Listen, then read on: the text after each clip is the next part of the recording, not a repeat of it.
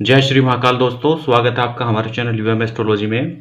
दोस्तों, आज हम ज्योतिष की बहुत ही ज़्यादा इम्पोर्टेंट टॉपिक पर बात करने वाले हैं। मैरिड लाइफ में बहुत ज़्यादा क्वेश्चन है इस टॉपिक को लेकर और बहुत ज़्यादा क्यूरीज इस पे आती है और हर कोई जानना चाहता है अपनी मैरिड लाइफ के बारे में। तो आज सब कुछ क्लियर होने वाला है। आप वीडियो पर बने रहिएगा, स्किप ना कीजिएगा, क्योंकि एक दूसरे से चीज़ें जुड़ी हुई है, फिर समझ में नहीं आएगा। वीडियो बिल्कुल स्किप नहीं करना है, आपको ध्यान से देखना है। आज मैं आपको बताऊंगा कि शादी जो है, शादी किस उम्र में होगी, कब होगी, किस दिशा से होगी, किसके साथ होगी। आज इन सब टॉपिक को मैं बिल्कुल क्लियर करने वाला हूं। आप वीडियो पर बने रहिएगा और हाथ के माध्यम से भी मैं आपको समझा दूंगा, हस्तरेखा के माध्यम से। जिनके पास कुंडली नहीं है, जो जानकारी लेना चाहते हैं, वो उनको मैं यहाँ से भी समझा दूंगा। ठीक है दोस्तों, चैनल को आप सब्सक्राइब कर लो। दोस्तों, यहाँ पर आपको रियल ज्योतिष ही मिलने वाला है। कुछ भी एक्स्ट्रा या कुछ भी जो बढ़ा चढ़ाकर ऐसा कुछ नहीं बताया जाएगा, थंबनेल में भी ऐसा कुछ नहीं। जो रियल है, जो वैदिक ज्योतिष, पराशर ज्योतिष है, वो ही आपको यहाँ पर मिलेगा। वही उपाय, सब कुछ वही बताया जाएगा। एक भी पॉइंट अपने पास से नहीं है इसमें। चैनल सब्सक्राइब कर लो दोस्तों, चैनल को शेयर भी करो, लाइक किया करो वीडियो को, और जितना ज़्यादा हो सके उतना शेयर करो। अभी छोटा है चैनल, आप लोगों के प्रयास से बड़ा होगा और बढ़ भी रहे हैं। काफ़ी अच्छा रेस्पॉन्स भी आ रहा है आप लोगों का। दोस्तों, शादी जो होती है, मैरिड लाइफ जो होती है, उसके लिए कुंडली में जो सबसे इंपॉर्टेंट होता है वो होता है हमारा 7वां घर। ये पहला भाव होता है कुंडली में और इसके ठीक सामने ये हमारा 7th हाउस होता है। यही हमें बताता है हमारी वैवाहिक लाइफ, मैरिड लाइफ के बारे में। ठीक है, आपको लगन कुंडली देखनी है और नवमांश कुंडली कैसे देखनी है मैं आपको वो भी बताऊंगा। नवमांश कुंडली में भी मैच करना है आपको। ठीक है दोस्तों, आपकी किस लगन की कुंडली है और इसमें कौन सा नंबर आ रहा है। मान लीजिए यहाँ 1 नंबर है तो यहाँ 7 आ जाएगा, यहाँ 2 होगा तो यहाँ 8 आ जाएगा। तो यहाँ किसी भी लगन की कुंडली हो सकती है। लगन ये होता है, राशि से कोई मतलब नहीं है। यहाँ नाम की राशि से मैं मतलब ही नहीं रख रहा हूँ। यहाँ सिर्फ लगन से मतलब है, लगन राशि से। कुंडली का जो 7वां घर है ये आपको बताएगा कि आपकी मैरिड लाइफ कब होगी, कैसे होगी। देखिए, 7वें घर में कौन से नंबर की राशि लिखी हुई है, आपको सबसे पहले तो ये देखना है। दूसरा, 9 के 9 जो ग्रह होते हैं उनकी सबकी कहीं ना कहीं प्लेसमेंट होती है।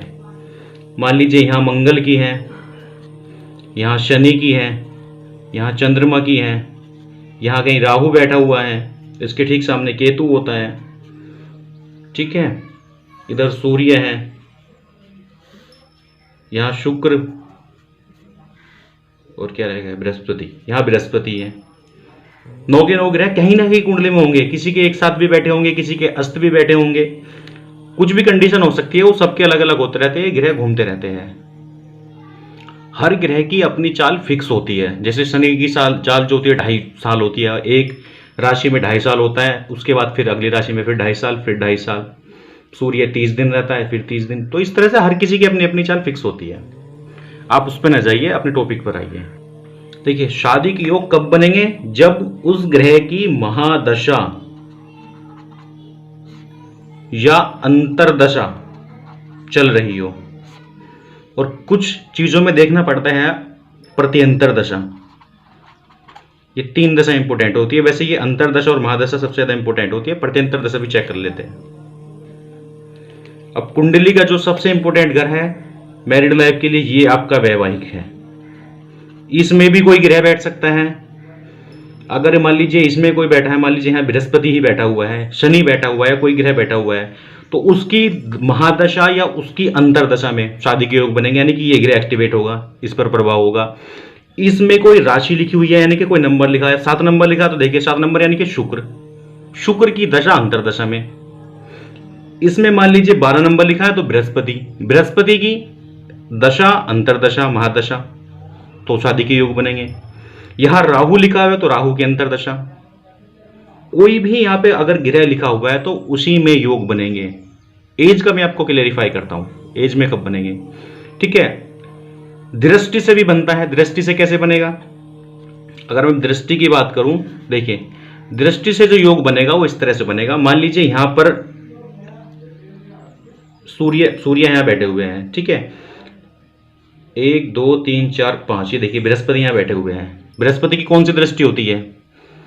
ये देखिए बृहस्पति की 5वीं 7वीं और 9वीं दृष्टि होती है। तो बृहस्पति की 1 2 3 4 5वीं दृष्टि यहां चल रही है, यहां पड़ रही है। तो यानी कि जब बृहस्पति की 5वीं दृष्टि पड़ रही है तो बृहस्पति की अंतर्दशा में या महादशा में इसके भी रिजल्ट हो रहे हैं। ये घर भी कहीं ना कहीं किसी न किसी रूप में प्रभावी हो रहा है, ये एक्टिवेट हो रहा है।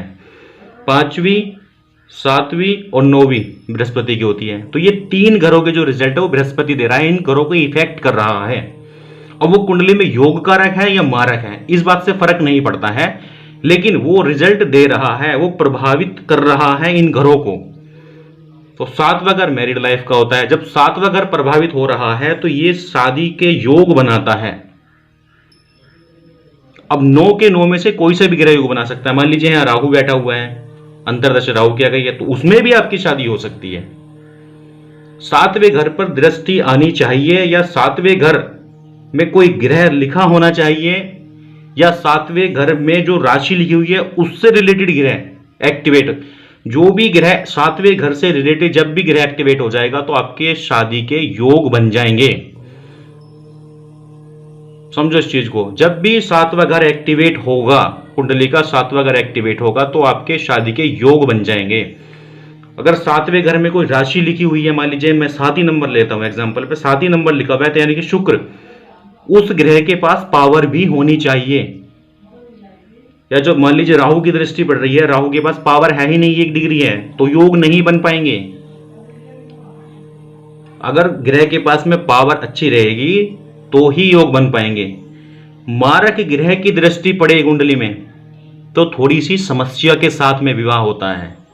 योग कारक ग्रह की दृष्टि पड़े जो आपकी कुंडली में आपके फेवरेबल होते हैं, किसी के लिए शनि फेवरेबल है, किसी के लिए बृहस्पति फेवरेबल है, किसी के लिए राहु केतु भी फेवरेबल हो सकते हैं।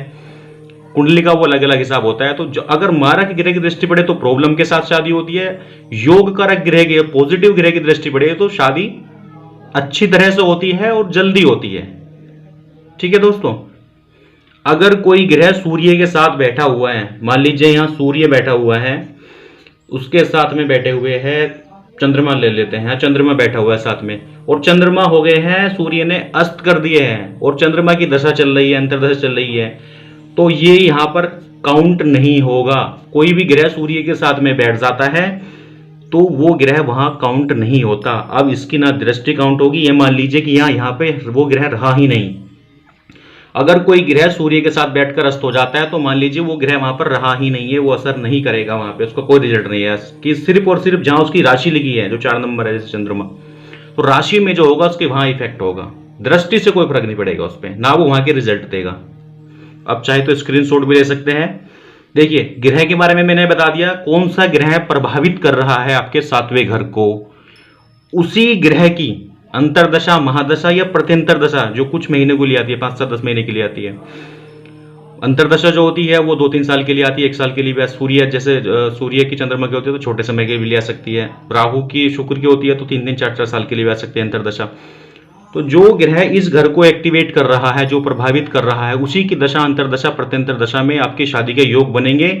किस दिशा से बनेंगे? अगर वो ग्रह मंगल प्रभावित कर रहा है तो दक्षिण से होंगे, शुक्र कर रहा है तो पूर्व दक्षिण से होंगे, बुध कर रहा है तो उत्तर से होंगे।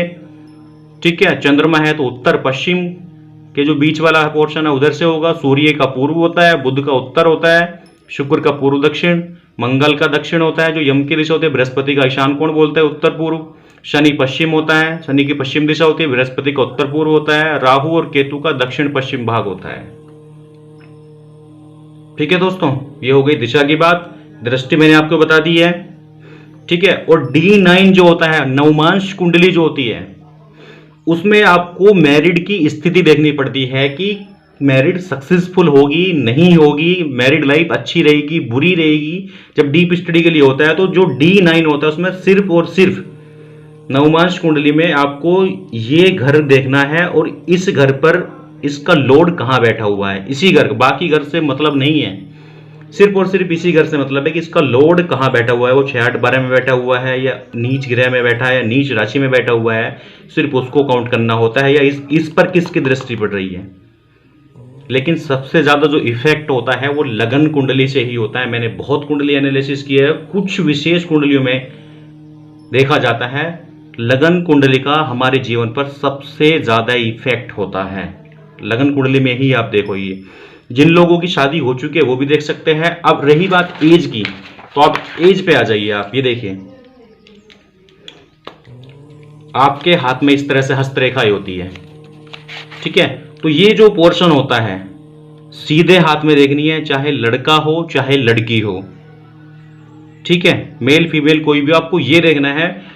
यहां पर जो लाइन है ये पूरे 50 साल के लिए होती है, ये पूरे 50 साल में आपको करना है इसको। और यहां पर देखना आपको कट जो लग रहा है आपकी वो बिल्कुल सेंटर में है, यहां पर कुछ रेखाएं होती है, या आपके यहां पर है या आपके यहां पर है या आपकी यहां है, ये आपको कट का देखना है। किसी के पे 1 हो सकता है, किसी के पे 2 हो सकता है, किसी के 3 हो सकता है, 4 भी हो सकता है। ये दिखाता है कि आपकी जो शादी होगी वो किस एज में होगी, ठीक है। अगर इस एज में मान लीजिए आपकी यहां है, ये मान लीजिए 17-18 साल की एज है, शीघ्र विवाह हो जाता है जिनका, इस एज में किसी ग्रह की आप पर महादशा आ गई जो 7वें घर को प्रभावित कर रहा है और अच्छी पावर के साथ बैठा, तो आपकी इसी उम्र में शादी हो जाएगी, इसी में योग बन जाएंगे। जितनी साफ सुथरी गाढ़ी रेखा होगी उतना ही आपका वैवाहिक जीवन अच्छा होगा, और जितनी ये कटी फटी इधर उधर घूमी हुई होगी उतना ही आपको परेशान करेगी। अगर इसके और इसके दोनों के सेंटर में है बिल्कुल कोई रेखा, तो समझ लीजिए ये आपकी जो है 25 वर्ष की उम्र में आपकी शादी हो जाएगी। इससे थोड़ा सा ऊपर होता है 26, फिर 27, 28, 29, 30, 31, 32, ये लगभग 32, 35, तो 32, 35 के बीच में यहाँ पे ये शादी हो जाएगी। तो आप इससे कैलकुलेट कर सकते हैं। जब भी मान लीजिए यहाँ पर अब आपका यहाँ 18 साल में आपका एक कट लगा हुआ है, उस टाइम पर आपके ग्रह की अंतरदशा ना आई ना महादशा आई है, वो टाइम निकल गया अब आपका। तो अब आपके जो शादी के योग बनेंगे दोबारा से वो यहां पर बनेंगे। अब यहां पर देखो उस ग्रह की महादशा अंतरदशा आती है तो वहां पे योग बन जाएंगे, प्रत्यंतरदशा आती है नहीं तो फिर यहां पे योग बनेंगे। जहां जहां आपके कट लगे होंगे, और अगर किसी का क्रॉस हो चुका है तो शादी होना बहुत मुश्किल हो जाएगा। मान लीजिए 25 साल पर कट लगा, उसके बाद कट ही नहीं लगा है आगे, तो मुश्किल से मुश्किल शादी होने का कोई चांस नहीं है। उसके लिए फिर विशेष पूजा करानी पड़ती है, तब वो देखा जाता है फिर, ठीक है। आपको एक चीज और बताता हूं, देखिए वीडियो थोड़ा लंबा हो जाएगा, ठीक है। देखिए अगर आपकी मैरिड लाइफ, मान लीजिए आपके हाथ में 2 लाइन बनी हुई है, एग्जांपल के तौर पर मैं आपको बता देता हूं, मान लीजिए आपका एक 25 में बनी हुई है, एक यहां मान लीजिए लगभग 32 के आसपास बनी हुई है, ठीक है। अगर आपकी जो मैरिड लाइफ है वो साफ सुथरी है और वो इधर जा रही है, इस तरफ जा रही है, इस तरफ जा रही है, इस तरफ जा रही है, ऐसे भी जा सकती है, तो ये मान लीजिए आपकी जो शादी होगी वो बहुत ही जबरदस्त सक्सेसफुल बोल सकते हैं इसको। और जिससे भी आपकी शादी होगी राजयोग, आपकी जो पत्नी होगी शादी के बाद आपका भाग्योदय होना है, आपकी पत्नी के कुंडली में हो सकता है राजयोग हो कोई बहुत अच्छा, सफल रहेगी, विचार मिलेंगे, सक्सेस होगी, संतान का सुख मिलेगा, धन दौलत सब चीज पत्नी के भाग्य से बहुत अच्छा हो जाएगा जीवन। अगर किसी की इस तरफ आ गई है तो समझ लीजिए उसकी मैरिड लाइफ खराब है, बहुत प्रॉब्लम है, उसको कदम कदम पर समझौते करने पड़ेंगे, बहुत ही ज्यादा एडजस्ट करना पड़ेगा जीवन में, डिवोर्स तलाक तक के योग है यहाँ पे अगर इधर आ गई है, इस तरफ आ गई है, इस तरफ नहीं आनी चाहिए, ये सही नहीं रहती। और अगर ना इधर आई है ना इधर आई है तो नॉर्मल वैवाहिक जीवन रहेगा उनका, नॉर्मल जैसा चलता है, ठीक है दोस्तों। शादी कब होगी मैंने आपको बता दिया है, जब भी इस कुंडली का 7वां घर एक्टिवेट हो जाएगा, किस उम्र में ये भी बता दिया मैंने, किस तरह से होगा, किस दिशा से होगी मैंने ये भी आपको बता दिया है, किसके साथ होगी। अब दोस्तों ये हमारे कर्म के ऊपर डिपेंड करता है, ये जरूरी नहीं है कि पहले से ही फिक्स है कि हमारी उसके साथ होगी।